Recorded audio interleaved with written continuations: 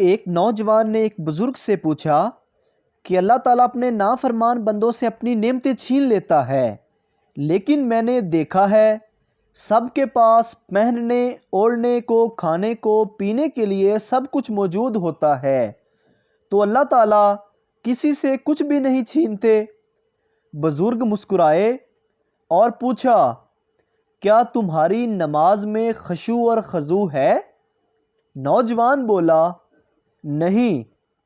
بزرگ بولے، کیا قرآن کی تلاوت کرتے وقت لذت محسوس کرتے ہو؟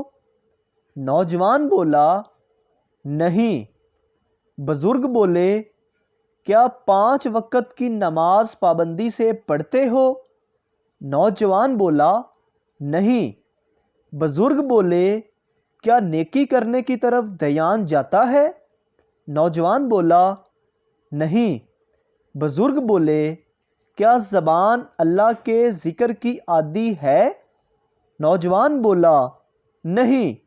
تب بزرگ نے جواب دیا، یہی اللہ کی وہ نعمتیں ہیں جنہیں وہ اپنے نافرمانوں سے چھین لیتا ہے۔